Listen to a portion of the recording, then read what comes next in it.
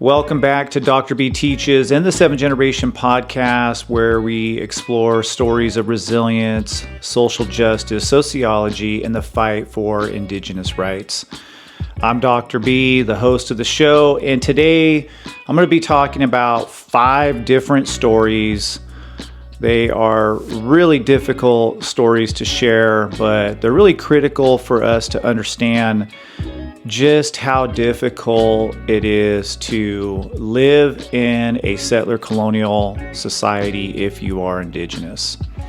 There is an ongoing attack on Indigenous families, Indigenous cultures right here in the United States, across the world in Denmark, in the high Arctic, and we're going to talk about some of these stories that have recently come to my attention. Some of the stories are a little older, just things that I have learned that I want to share with you. And some of these stories are very, very recent. So let's jump right in. Let's start with a disturbing incident that happened in Clovis Unified School District. This is really close to where I live currently.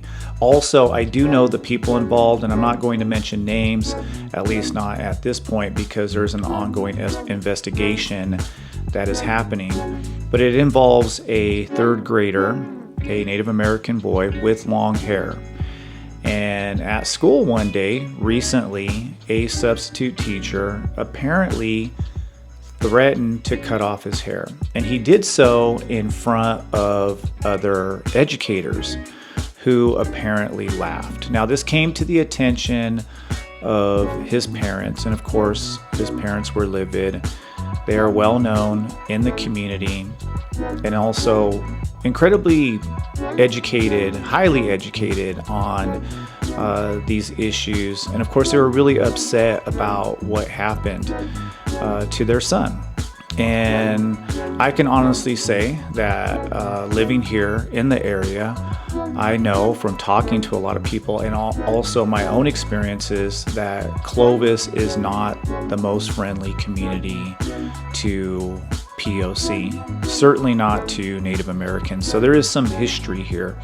Also, when my son was going to school in the area, I chose to put him in a school outside of the district just because of their treatment of Native American kids that had gotten back to me. Mostly the long hair. That's the big issue. For whatever reason, Clovis Unified School District has always had a stick up their butt about long hair and Native Americans. So there's been a lot of families that I have talked to who've had their kids attend school in Clovis, and they've just had to deal with a bunch of nonsense. So this story recently happened. It came to the attention of a good friend of mine, the parent of this child. And of course, there's an investigation going on. And I also learned that the school is being investigated for additional civil rights abuses and a bunch of other unethical treatment, not just of Indigenous students, but also other students of color. If you don't know this, for Native cultures, hair is sacred. It symbolizes identity, spiritual strength, and a connection to our Indigenous ancestors. Cutting it without consent isn't just an insult, it's a violation of cultural and spiritual sovereignty. The act of threatening, the simple act of threatening to cut a child's hair is not just insensitive. It's an echo of the boarding school era where Indigenous children were forcibly removed from their families. This happened to tens of thousands of Indigenous children starting in the 1800s, going all the way into the 1980s. And one of the first things that they did to these kids when they went into these schools is they cut their hair and they attempted to strip them of their Indigenous identities. This family, by the way, are survivors of this genocidal boarding school system that was put in place to completely eliminate Indigenous culture. So you can imagine just how re-traumatizing it was for this particular parent to go to school and to hear that somebody threatened to cut their child's hair off, thinking that it was funny, knowing that other educators laughed as if it were a joke. Also, this incident violates federal protections like the American Indian Religious Freedom Act and the Civil Rights Act. And it's also just another example of just how our education system continues to not just fail our children, but also commits harm against Indigenous children. And Clovis Unified has a long history of civil rights violations. And like I said, there is an ongoing investigation apparently by the Department of Justice who's investigating the district for systemic abuses. So what can we do to help the family involved? I've been asked to share the story, and that's what I plan on doing. Hopefully I'll have an update soon, and I'll be able to share more about the outcome. I'm assuming something will be done. Knowing the family that is involved here, I am positive there's going to be some type of negative outcome for the school district, and there should be. And my concern when I think about stories like this is all the Indigenous students and all the kids who have gone through the public school system in Clovis, how many of them had similar experiences and they didn't have a parent who knew how to go about it. Luckily, in this situation, this is really the wrong family to mess with. And so these kids definitely deserve better, and we have to hold educators and institutions accountable and demand better protection for not just Native students, but for all students, but certainly students who have a culture that is not reflective of the dominant society. So these Native kids in the Clovis Unified School District deserve safety, respect, and of course the freedom to embrace their culture without any kind of fear whatsoever. Now let's shift to another devastating story. This one I just learned about as well, and the story is still unfolding, but there was a mother who is Indigenous from Greenland, and it involves the country of Denmark. Denmark had colonized Greenland, and many of the Indigenous people there have been transplanted to the country of Denmark.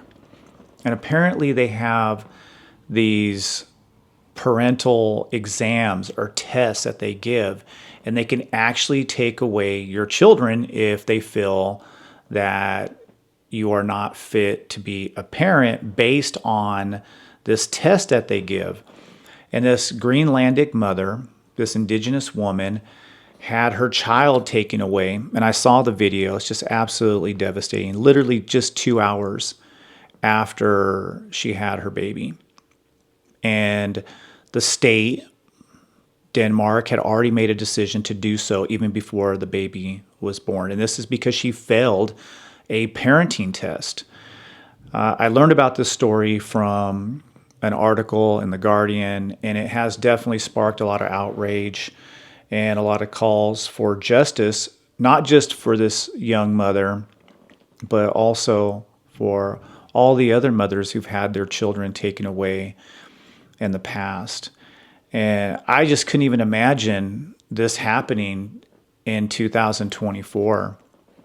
I really didn't understand much about this law until now. I never heard of it. And so it's just crazy to me that in today's day and age, Indigenous people are still having their children taken away. And there are studies that have been done in Denmark, and it shows that the Inuit population does face far more discrimination and racism based on this colonial rule. So they deal with loss of culture, loss of language, loss of their way of life, just as it stands dealing with settler colonialism. And then you have these colonial laws that lead to more discrimination and more forced assimilation, because that's really what it's about. It's about assimilating these people into the mainstream society. And so this test apparently is incredibly flawed because it doesn't take into account, in my view, there shouldn't even be any kind of test. But the test doesn't take into account the cultural differences between the Inuit and the people of Denmark. And I guess when they went to test her, she asked, well, why are you guys doing this? And the response was, we want to see if you are civilized enough. And so this woman lost her child. You can see the video, and it's just absolutely devastating. I mean, it just enraged me when I saw what happened to this young lady. And so there have been protests in both Greenland and in Denmark. This story, like I said, is just now unfolding. This happened just recently. And it was just shocking to me.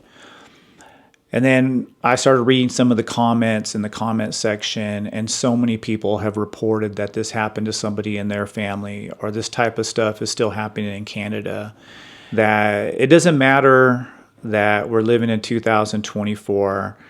If you are Indigenous, you're going to have to deal with colonial settler laws that are still aimed at destroying your culture, because that's the whole point of settler colonialism in general, is to replace the Indigenous population with this colonizing population and to eliminate the culture. And that's exactly what is being done here. And I guess some people have interviewed these children who have been taken away from their families. And when they're taken away from their families, they're not taught to speak their language. They're not taught anything about their culture. And when they've interviewed them, all they know is the stereotypes that they've been taught by a racist, dominant culture that can care less about whether or not Indigenous communities survive into the future. So let this sink in for one moment. Imagine the government today, after you have your child, coming to you and saying, no, you're not fit. I'm taking that child away from you. Not only that, they're not going to be taught anything about their culture.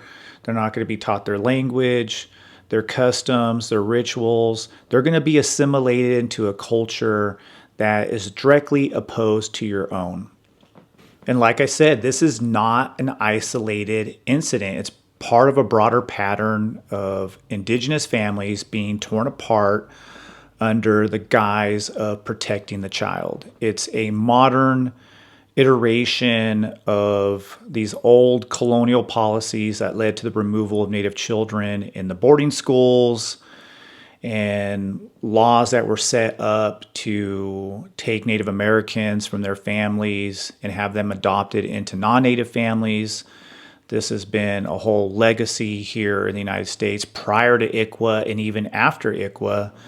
Like I said, the forced adoptions of Indigenous kids, such as the program, I think it was called the Indian Adoption Project in the United States, that was all about taking Native kids away from their parents, away from their culture, and getting them assimilated into the dominant culture. And these policies still go on even today.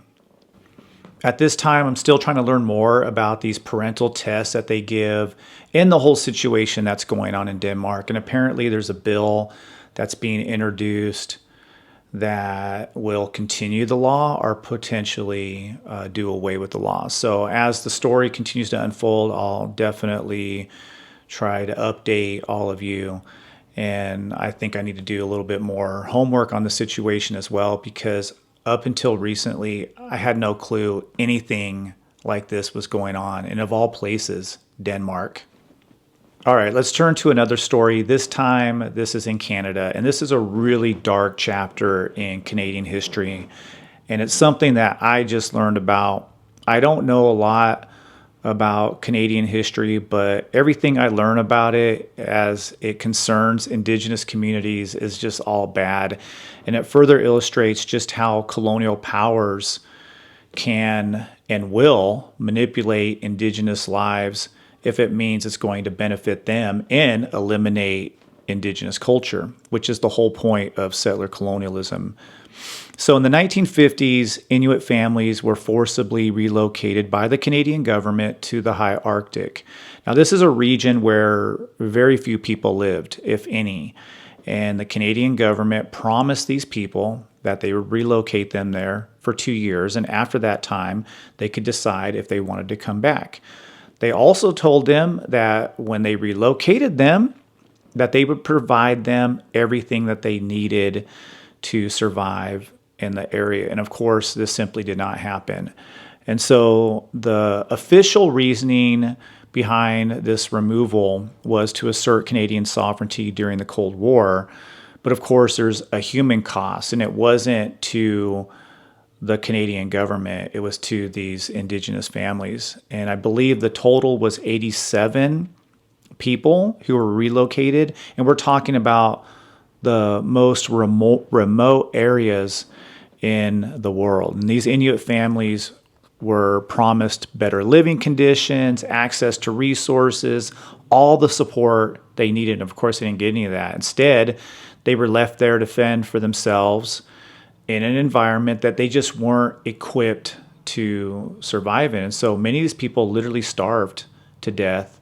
They faced incredible isolation and, of course, incredible harsh conditions. This forced relocation wasn't just a violation of human rights, it was cultural genocide. These Inuit families were severed from their traditional lands and their lifeways. And like I said, this place was so remote and it was so unfamiliar to them. The foods that they were accustomed to eating, the resources that they were accustomed to gathering just were not the same in this new area. And of course, to this day, the survivors and their descendants are still fighting for some kind of recognition and justice. And the Canadian government apparently has issued public apologies, but of course, the damage was done. I mean, people had their lives completely wrecked. And what is incredible about the story, and something I do want to share, and this is important here, is that even though the government did this to these families, they were able to survive and make it. Somehow, some way, these people were resilient enough to make it through these horrible situations. But I'm always asking myself these days, why is it that Indigenous peoples have to always be resilient? Will there ever be a day where we can live out our lives comfortably on our homelands in a good way, carry on our culture, send our kids to whatever institutions exist in society without the fear that their culture is going to be attacked or destroyed in some way? And I'm just kind of tired of hearing this, well, Indigenous people are resilient. Yes, of course, Indigenous people are resilient. Indigenous people have had to be resilient to survive, but it shouldn't just be simply about survival. And I think that's what's so unnerving about these stories that I'm sharing, the one in Denmark. Why do these Indigenous mothers have to be so resilient and have to survive the trauma of somebody taking away their kids? It's just incomprehensible to me that these things have happened recently, and it's just really horrible, and it shows you just how ugly settler colonial policies are. And there's just so much to the history that comes with settler colonialism that most of us don't know about, including myself. And like I said, I recently learned about this, just like I recently learned about what the Canadian government did to the Inuit sled dogs. And this happened right around the same time. So obviously there was a concerted effort to destroy Inuit culture. And yes, the Inuit are resilient. They've had been resilient since the time of colonial contact. But when are we going to get to that point when Indigenous communities can live out their lives in a good way, practice their culture, be who they are, and share their identities with their kids without having to deal with settler colonial policies? The next story I want to talk about is the 4-part documentary, Vow of Silence, the assassination of Annie Mae. And I did a video on it a quick reaction after I had watched the 4-part series. And I've had some more time to do a little more research and to kind of refresh my knowledge and think more about this documentary. And it was really great on one hand to learn more about Annie Mae. And I think her story needs to be told. And it's really sad what happened to her. The fact that she was abducted and she was eventually murdered. That story in and of itself is just awful.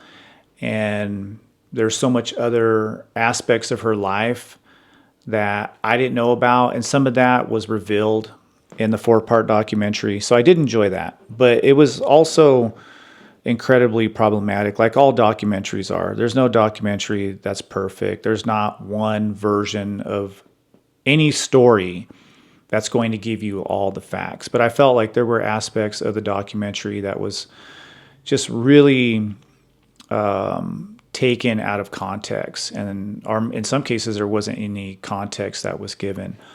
So on one hand, I really enjoyed the archival footage. And I think seeing the AIM takeover, the BIA building, to learn more about Annie Mae, to see her children and all the work that they've done to ensure that their mother's name is kept alive. All of that was great to see in the documentary, but there was definitely a lot of problems with this film. The fact that the FBI was made to be like the good guys, they came and saved the day, and that they were just dealing with a bunch of violent, thuggish Native Americans that were just out breaking the law and being wild, being misogynistic and patriarchal, and they ended up killing one of their own. And there's just so much more to this story that I have learned about since watching the documentary, because when I saw it, I was really taken back by a lot that is shared and a lot that wasn't shared as well. Because there's some of that story that I'm very familiar with, things that weren't really discussed in detail.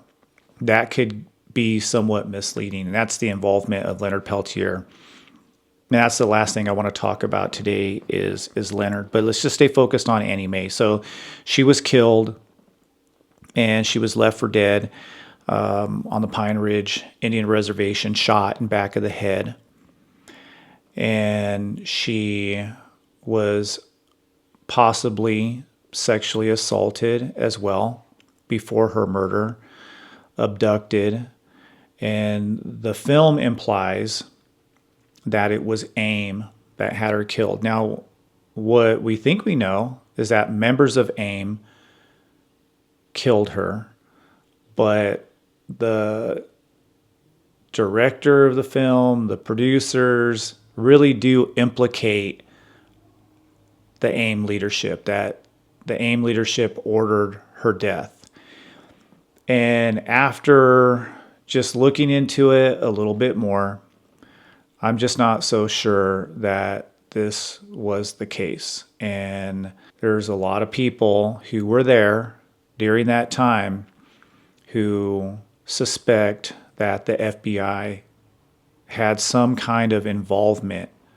They certainly knew about her death, and they may have known about her abduction as well. They may have known that she had been abducted, but they certainly knew about her death because they had people on the inside, informers, who were letting them know what was going on. And so back in December of 1975, after Annie Mae was killed, there was an informer who did let the FBI know. And this is not something that is that difficult to find. This information has been put out there. And of course, when Annie Mae was found, they had said that they didn't know who this person was. So she was buried as a Jane Doe, even though she was shot back of the head. They claim that she died of exposure. David Price, the FBI agent who had been working some of these cases out on Pine Ridge, had seen the body. He knew what Annie Mae looked like, and they still said she was a Jane Doe and that she had died of exposure. Now, what's really problematic about this is that the FBI was told that she had been killed, and they had been told where she had been killed. So how they didn't know is definitely suspicious. Also, what is suspicious is the fact that the documentary came out right around the time when Leonard has the possibility for clemency. And I want to get into Leonard as well.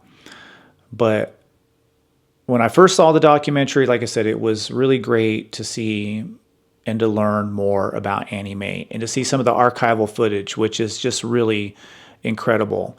But it's an attack on the American Indian movement, its leaders, and of course, Leonard Peltier, I felt was completely uncalled for.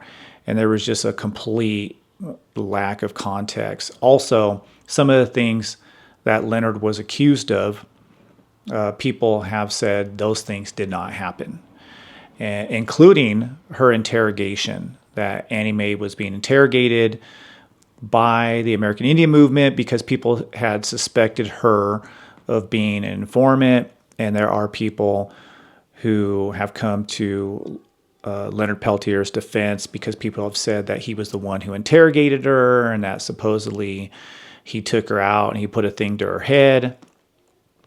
And he says that this did not happen. And there have been people who have implicated Peltier in her murder, which is just completely false. And I really do encourage people to check out the Red Nation podcast, and you guys can just search for episodes on Leonard Peltier and Annie Mae. And they have done extensive research on this, and I definitely do trust these sources. And I don't believe that Leonard should be in prison, and I don't want to get into the story just yet. But I don't believe he should be in prison. I don't believe he had anything to do with Annie Mae's murder. Anything whatsoever. Was it a horrible situation that happened to Annie Mae? Absolutely. I mean, it's so incredibly tragic what happened to her. And it's terrible that people within the American Indian movement possibly played a role in her death. But there is a good chance that the person who encouraged people to murder her was an FBI agent. There is a good chance that the person who is most responsible for her murder was never charged. Now, there were two people who were charged for her murder and were convicted, but other people were involved, apparently in her kidnapping and her abduction. But the person that I'm speaking of was there when she was killed, and she was not charged. And there is a good chance that that individual was an FBI informant, and the FBI had a serious vendetta against the American Indian movement. And certainly after Leonard Peltier was accused of killing these two FBI agents on the Jumping Bull Ranch, the FBI went all out to completely destroy the American Indian movement, which they did not. The movement was not destroyed. And I think that's an important point as well, because the documentary does make it seem like the American Indian movement after 1975 just completely went downhill. And that's not the case, not even close. And that brings us to Leonard, who has been serving a life sentence for aiding and abetting the killing of two FBI agents on the Jumping Bull Ranch in 1975. And in the documentary, Vow of Silence, he is implicated in her interrogation, which he says did not happen. And there are some who do accuse him of having something to do with Annie Mae's murder. And from what I have learned is that he was friends with Annie Mae. And they were together in Oregon with Dennis Banks, with Kamuk Nichols, who is married to Dennis Banks, who later becomes an FBI informant. And all the people involved here who point fingers at Leonard, saying that he had some kind of involvement or that he interrogated Annie Mae in an inappropriate way, these people are all FBI informants. These are all people who testified and worked with the government. So can you trust these people's word? I don't believe so. And everything that I have learned, everything that I have researched says that Leonard had nothing to do with Annie Mae. Paul Demain, who was a Native American, who wrote a bunch of stories saying that he didn't support Leonard anymore, did not want him freed because of Annie Mae. He was sued by Leonard for defamation, and he ended up winning that suit. And so there is no evidence whatsoever, nothing that ties Leonard to Annie Mae's murder. Now, I completely understand the family. If I was related to Annie Mae, I would want answers on what happened to her. And I would be upset about what took place during this time. I mean, it was horrible. What happened to their family member, their community member, is absolutely horrible. But she was a member of AIM, and that's what I always go back to, is Annie Mae was a member of AIM. She chose to be with the movement. And from my understanding, she was well-loved and she was well-liked. And after really thinking about this documentary and also listening to others as well, people who are in the know, who were there, or people who have spoken to individuals who were there, they have a different view of that narrative that was shared in that documentary, this idea that these guys were just a bunch of murdering Indians, thugs, breaking the law, a bunch of misogynists, almost painting AIM in such a way that it completely discredits them as an organization and as a social movement. And in my view, that's just wrong because it completely overlooks, and that's another issue with the documentary, completely overlooks all the good that the American Indian movement did. And the fact that there were so many women, not just Annie Mae, but there were other women warriors. In fact, it was a movement of families. So the focus and the attention from the media, from the government, was on the men. It was on Dennis Banks, Russell Means, Clyde Bellecourt, the leadership, John Trudell. But the reality is that it was a movement of Indigenous families who were fighting for Indigenous rights. And Annie Mae was a part of that movement. And so were her children. Her children were there at the BIA takeover. And the documentary covers that. I think it does that in a good way. But the fact that it doesn't talk about all the good that the American Indian movement did and this idea that it fell from grace after 1975 is just nonsense. That the movement stayed alive and it continued to do the hard work throughout the late 70s into the 1980s and the 1990s and even today. And somehow, some way, Vow of Silence, this 4-part documentary, turns the FBI, people who threatened the lives of Indigenous women repeatedly during this time, including Myrtle Poorbear, who was coerced in signing a false affidavit, and so many other dirty tactics that were utilized. A horrible example of how far the federal government will go to destroy anybody who challenges the status quo. The FBI is probably most likely the one who bears the most responsibility. There's been a narrative that has been pushed to paint the movement as if these people were just a bunch of out of control natives and that the FBI had to come and save the day. And that's what the vow of silence does.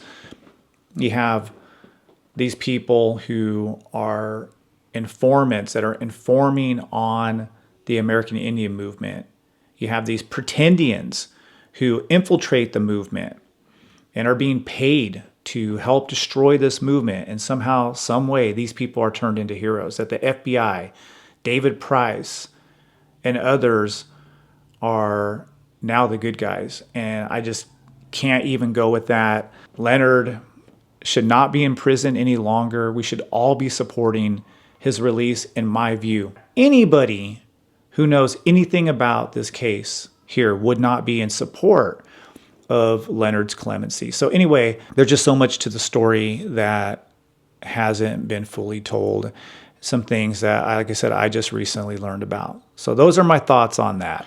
All right, so let me just sum up what I just shared about Annie Mae and Leonard Peltier, and also add some key details as well. So let me start off by saying Annie Mae was deeply committed to the American Indian movement. That is obvious. She left her family, she left her children, her community, her homeland to make a difference in the lives of Indigenous peoples across the Americas. So she was deeply committed to the Red Power movement. She was a part of AIM, and AIM was a part of her. And of course, her family wanted answers to what happened to her. Denise, her daughter, and her relatives, her community wanted to know. They wanted justice. She had been killed in an awful way. And I can't imagine how they might feel about that. So they demanded answers to what happened to their relative. And of course, they deserve those answers. Annie Mae was accused of being an informant.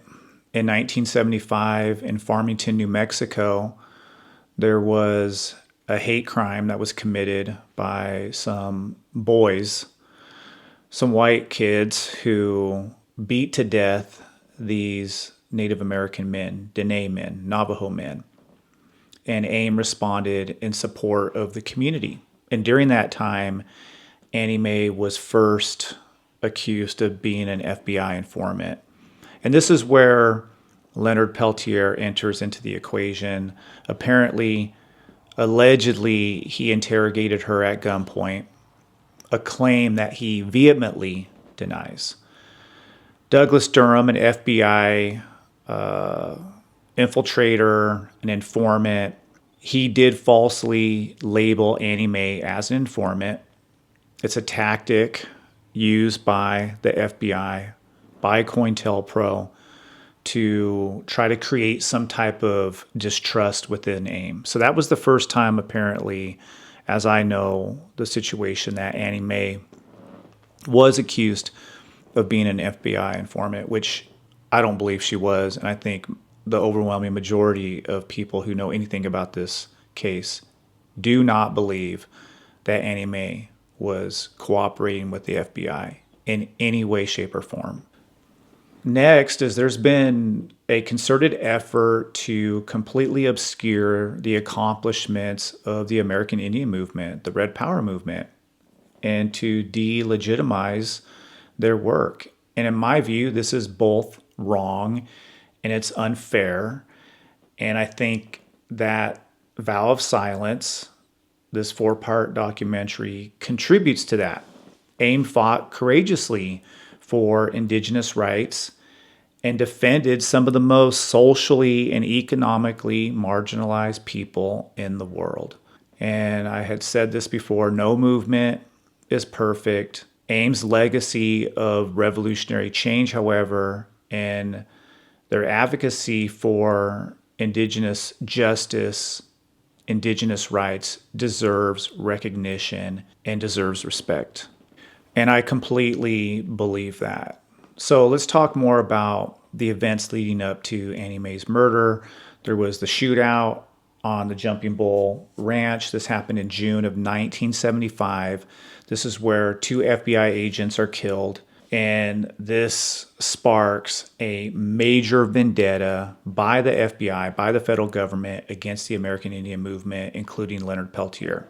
because Leonard Peltier was really the last person left to be able to charge for these murders. Bob Robidoux and Dino Butler had stood trial, and they were acquitted on these charges that they had murdered these two FBI agents. Leonard Peltier was in Canada at the time. He was extradited, put on trial.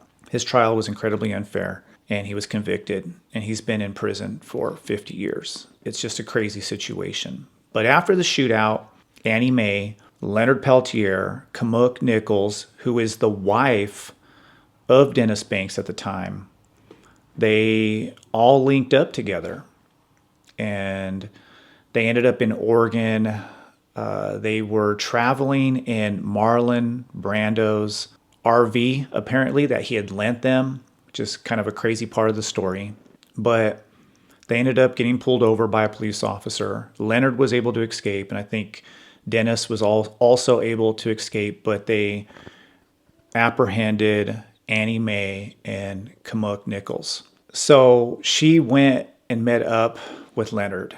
And despite these claims that she feared Leonard, that he had interrogated her and put a thing to her head and threatened her, she sought to meet up with him after the shootout when he was the hottest. And so it really does raise some questions about this narrative that Annie Mae was interrogated at gunpoint against something that Leonard does deny, that she would then go and meet up with them and they'd be traveling around together.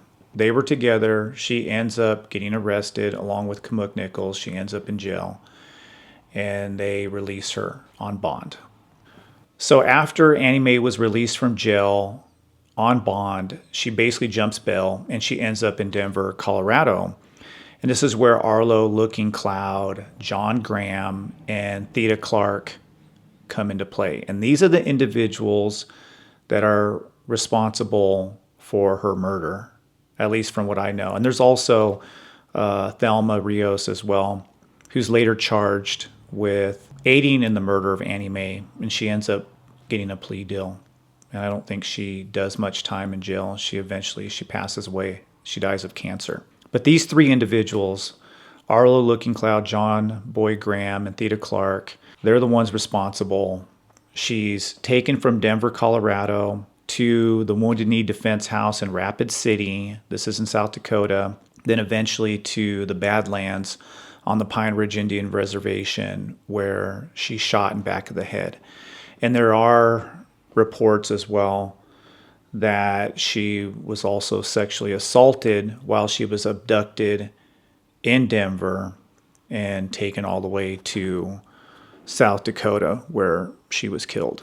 Now, this is where things get definitely really suspicious. Again, in December of 1975, maybe even before Annie Mae was killed, an informant did tell the FBI that she was possibly missing.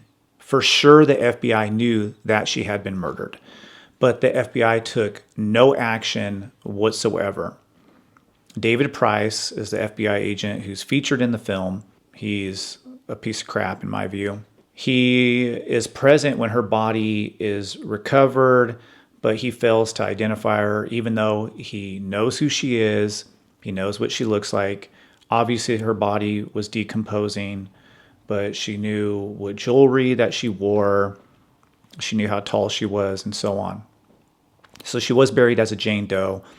Her hands were cut off. They were sent to Washington, D.C., so that way they could see if they could identify her, which they did. They eventually identified her as Annie Mae. And then the American Indian movement and her family, they wanted answers to, why they buried her as a Jane Doe. So they exhumed her body and they did another autopsy. And the pathologist immediately noticed that she had been shot in the back of the head. She was basically executed. It's just kind of strange that the FBI knew that she had been killed. This is clear that the FBI knew this. They may have even knew that she had been abducted and that she was in danger of being killed. And so, in my view, they have a lot of responsibility in the death of Annie Mae. And this is not the narrative that plays out in this 4-part documentary. At least in my view, it's not. And of course, after this situation, Annie Mae is eventually reburied and the case completely goes cold, and the FBI doesn't really do anything to bring anybody to justice, possibly because one of their informants, Theda Clark, and I'm going to talk more about her in a second, was responsible for her death. But again, the idea that the American Indian movement ordered her to be killed, I just don't believe that's the case. So the murder investigation is reopened by Bob Ecafee. He, I believe, is the first Native American to become a U.S. Marshal. He's a Fed. He's working with Abe Alonzo, who was a police officer for the Denver Police Department. They start working the case, and during the investigation, they're able to flip Kamuk Nichols, which is the former wife of Dennis Banks. She was with Annie Mae during the time that Annie Mae, Dennis Banks, Leonard Peltier were on the run when they were pulled over in Oregon. That's when Annie Mae was arrested. She was released from jail, and she ends up in Denver. And after that point in time, she ends up in South Dakota, where she's killed. And Kamuk starts working as an informant. She also becomes intimately involved with Bob Ecafee, which raises all kinds of ethical issues. And like I said, she becomes an informant. This raises all kinds of questions. At least for me, it does. Movement. There was a clear vendetta that the feds had against the Red Power movement and Leonard Peltier. Certainly after these two agents are killed. I mean, they want blood. But even before that, you can go all the way back to the Wounded Knee standoff, where the FBI, federal marshals attack AIM with paramilitary type equipment. They're using tanks and fighter jets and heavy weaponry against a group of people that are carrying hunting rifles and AR-15s. David Price also, even in the documentary, he admits to arming the Goon Squad, the so-called guardians of the Oglala Nation. And these were a group of vigilantes who were going around and terrorizing anybody who was a member of the American Indian movement or anybody who was a supporter of the movement. And of course, the FBI attempted to portray the AIM leadership as criminals and thugs, misogynists, that they were drunk on power. There was every effort to completely discredit the movement. And that's something that, just reflecting on this 4-part documentary, Vow of Silence, I think they contribute to this narrative, that these leaders were all drunk on power and that the FBI had to come in and help save the day.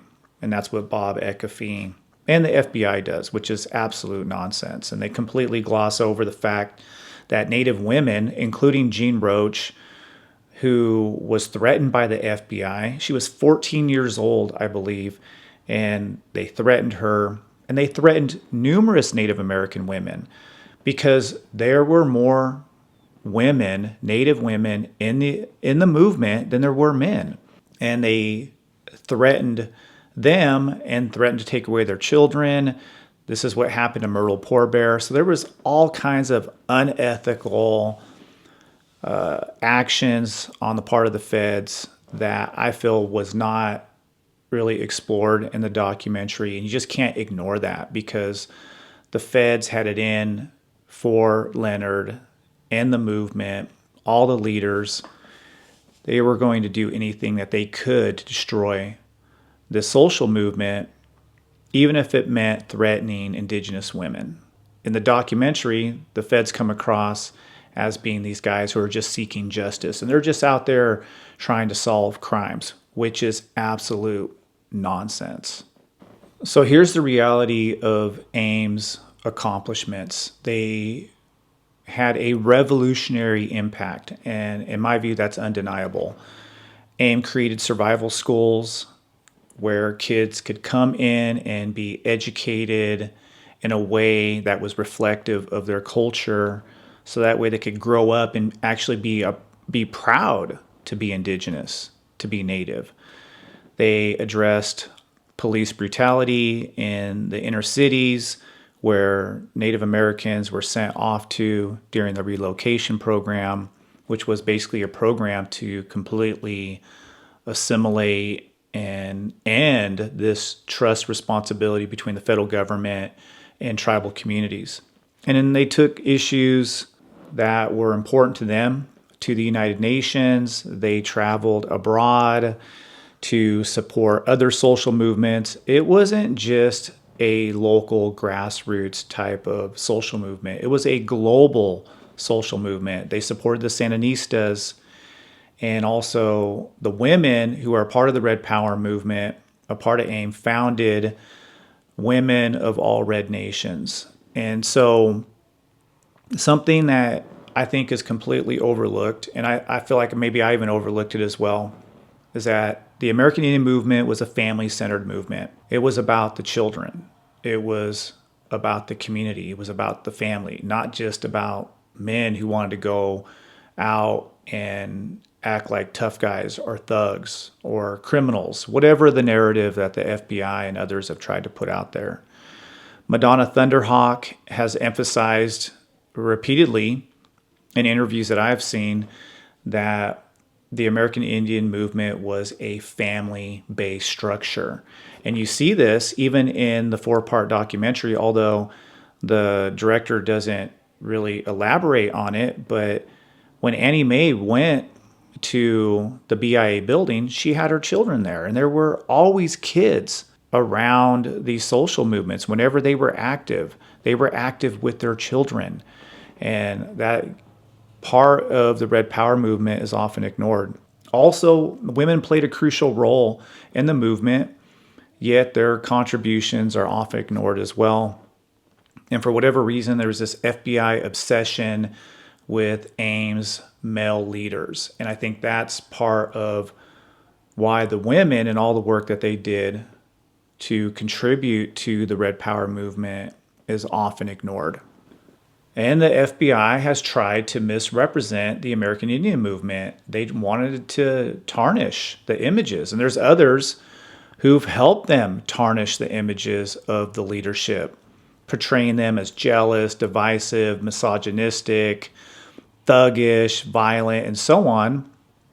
Also, the documentary portrays Lakota people as being jealous and divisive. And certainly that part of the film I caught on to.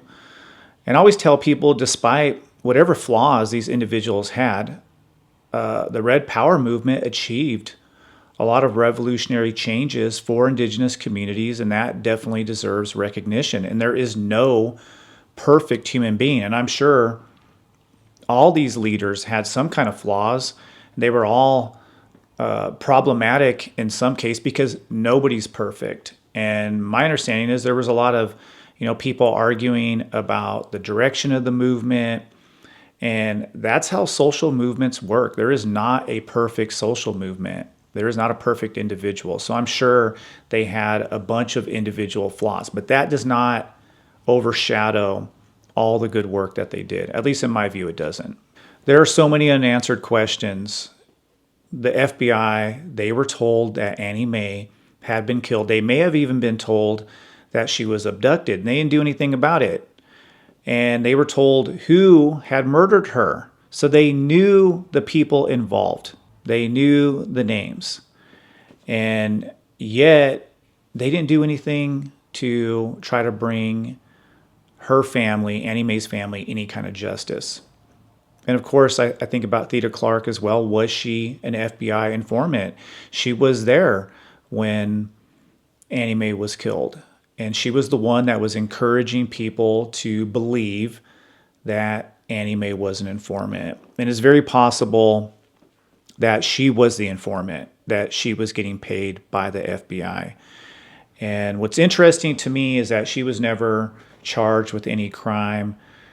And in my view, I think that the FBI, what they did is that They didn't want to pursue any kind of real charges against anybody because it would implicate them to a certain degree, knowing that the FBI knew that she had been murdered, and they also knew the people who were supposedly involved in it. And of course, I think about Annie Mae, who was supposedly threatened by Leonard and interrogated by him. The idea that he did this and she was afraid of him. Well, she ended up meeting up with him. She sought him out. She was with Leonard. She was with Dennis and Kamuk Nichols in Oregon, traveling in Marlon Brando's RV. And I don't believe that if she was fearful of her life and she was fearful of Leonard, who had supposedly interrogated her in an aggressive way, that she would be with them. So that doesn't make sense. And there's so many other questions that aren't answered, unfortunately. But what I do believe is that today, right now, here, where we stand, Leonard deserves to be free. He deserves to go home. He's 80 years old. He's been in prison for over 50 years. The prosecutors even admit that they don't know who killed these agents. There's former FBI agents who have come forward and said that the FBI has a vendetta against Leonard. They want him to die behind bars. And I just think it's time for the government to show some kind of compassion. So I encourage all of you to support Leonard's clemency. He doesn't have a lot of time left. I hope he doesn't have to die in prison. All right. Thank you for tuning in to Dr. B Teaches and the 7th Generation Podcast. As always, I'm really curious what your thoughts are on any of these stories that I shared today, so feel free to comment below. And if you have any questions, I'll do my best to answer them. Also, you can stream my podcast on Spotify, Apple Podcasts, basically all the major platforms. Just search the 7th Generation Podcast. You can find me on Instagram. My handle is 7th Gen Podcast. You can also find me on TikTok as well. My handle there is Merciless Savages. And of course, if you haven't subscribed to my YouTube channel, Dr. B Teaches, please do so. Please like the video and feel free to share all my content. And let's keep the conversation going. Let's continue to share these stories. And of course, let's continue to fight for justice. All right, y'all. I'm Dr. B. Until next time, stay strong, stay connected, and let's continue to fight for the 7th generation coming. Later.